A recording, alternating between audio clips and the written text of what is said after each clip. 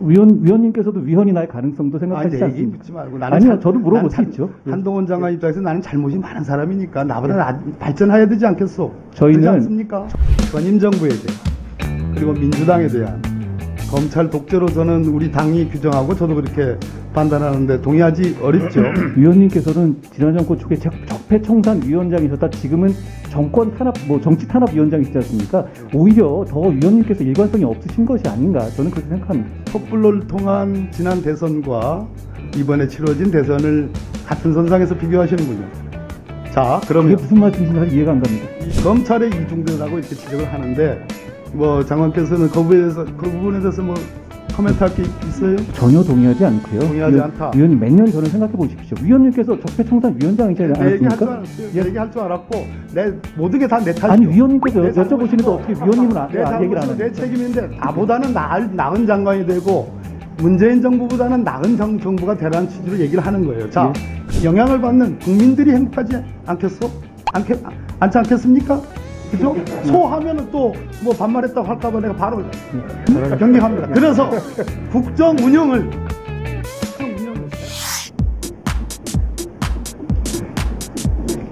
네, 박범계 의원입니다. 예, 우리 한동훈 법무부 장관님.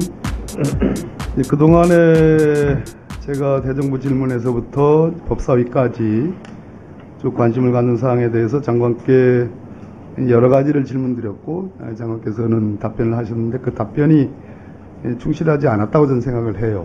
그런데 오늘 제가 지적하는 부분에 대해서 이견이 계시면 이견이 있다고 말씀을 해주시면 좋겠습니다.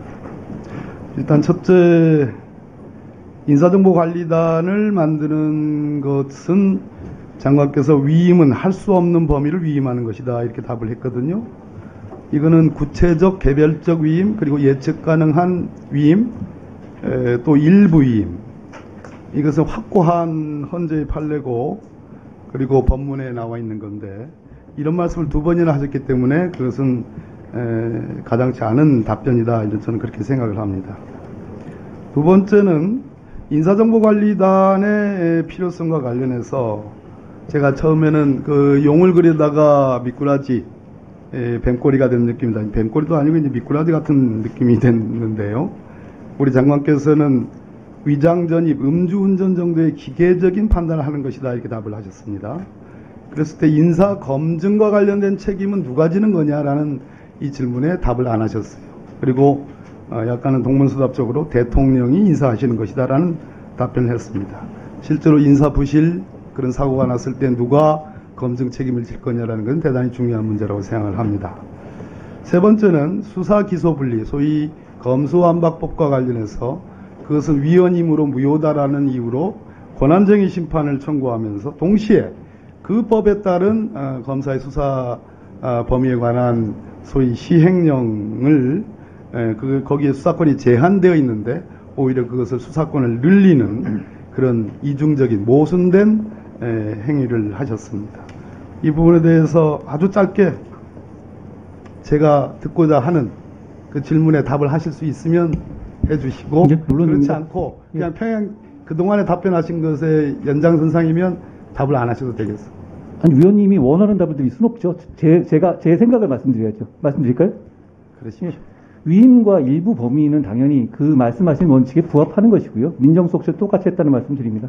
인사정보관리단에서는 말씀드린 것처럼 1차적 객관적 검증만 하는 것은 분명한 것이고 거기에 따라서 나중에 상황이 생겼을 때 거기에 상응하는 책임을 저희가 잘못한 부분은 저희한테 물으실 수 있고 그렇지 않을까 싶습니다. 그리고 세 번째로는 저는 당연히 위헌이라고 생각합니다. 위헌을 생각하지만 국민의 생활에 직접적으로 영향을 주는 것이기 때문에 위헌이 나지 않았을 경우에 대비해서라도 저희가 준비해야 되는 것이 또 당연한 법무부의 임무라고 생각합니다. 위헌이 나지 않을 가능성도 생각하는군요. 위원님께서도 위헌이 날 가능성도 생각하시지 않습니까? 얘기 묻지 말고 아니요, 저도 물어볼 수 있죠. 한동훈 장관 입장에서 나는 잘못이 많은 사람이니까 나보다 발전해야 되지 않겠소? 저희는 김근식이 출소했을 때와 출소하지 못할 때도 다 준비하지 않습니까? 알았어요. 행정이라는 것이 다 여러 가지 상황을 준비해야죠. 지금이 검찰과 경찰과 감사원이 총 출동된 전방위적인 국가적 사정체계, 특히 전임 정부에 대한 그리고 민주당에 대한 그러한 검찰 독재로 저는 우리 당이 규정하고 저도 그렇게 판단하는데 동의하지 어렵죠. 위원님께서는 지난 정권 초기에 적폐청산위원장이셨다 지금은 정권 탄압, 정치 탄압 위원장이시지 않습니까? 오히려 더 위원님께서 일관성이 없으신 것이 아닌가 저는 그렇게 생각합니다. 촛불을 통한 지난 대선과 지금 이번에 치러진 대선을 같은 선상에서 비교하시는군요. 자, 그게 그러면 무슨 말씀이신지 잘 이해가 안 갑니다. 이 PPT를 한번 보실까요? 제가 말씀드리고자 하는 핵심입니다. 이게 같은 기간 문재인 정부와 윤석열 정부의 문재인 정부 5월 10일부터 시작이 됐죠. 2017년 141건의 정부 입법 발의를 했습니다. 윤석열 정부 그 절반인 75건에 불과합니다. 법무부는 뭐 3건 다 똑같더라고요. 그러나 3건 중에 한 2건 정도는 제가 취급하던 것을 받아서 발의를 하셨습니다. 이 고도의 사정정국을 조성하고 정말 이 옆에 계시는 감사원의 34개 특정사안 감사는 문재인 정부 전 사업을 다 털겠다는 거고요. 서해 동해뿐만 있지 않고 앞으로도 계속 있을 것이고 저희들은 그래서 검찰의 이중대라고 이렇게 지적을 하는데 뭐 장관께서는 그 부분에 대해서 뭐 코멘트할 게 있어요? 전혀 동의하지 않고요. 동의하지 않다. 위원님 몇 년 전을 생각해 보십시오. 위원님께서 적폐청산위원장이지 않습니까? 내 얘기할 줄 알았어요. 내 얘기할 줄 알았고 모든 게 다 내 탓이죠. 아니 위원님께서 여쭤보시는데 어떻게 위원님은 내 얘기를 안 잘못이고 합니까? 내 책임인데 나보다는 나은 장관이 되고 문재인 정부보다는 나은 정부가 되라는 취지로 얘기를 하는 거예요. 자, 그래서 그럼에도 불구하고 이 갤럽과 리얼미터 조사를 보면 대통령의 지지율이 오히려 떨어지고 그리고 대통령에 대한 부정평가가 올라가고 양당의 정당 지지율 격차가 더 커지고 있어요. 지금. 그러니까 이 사정정국의 목표와 목적이 무엇인지는 모르겠으나 적어도 국정 운영에 있어서 대통령에 가장 가까운 분 우리 한동훈 법무부 장관 입장에서는 국민들이 왜 이럴까? 왜 이렇게 전 검사들이 다 수사를 하고 거기도 모자라가지고 감사원이 대대적으로 나서고 있는데 대통령 지지율이 오히려 떨어진다? 그리고 집권당의 지지율이 오히려 떨어진다? 그랬을 때 국민이 원하는 것은 결국 뭐냐? 이 조사를 보면 외교 참사, 민생을 돌보지 않는다. 한동훈 장관도 거기에 책임이 있는 거예요. 한동훈 장관에 대한 나쁜 키워드 중에 하나는 인정하지 않는다는 겁니다. 동의할는지 모르겠습니다. 그래서 내가 드리는 우리 한동훈 장관에 대한 마지막 질문은 국정 운영의 중심축을 바꿀 때가 되지 않았냐.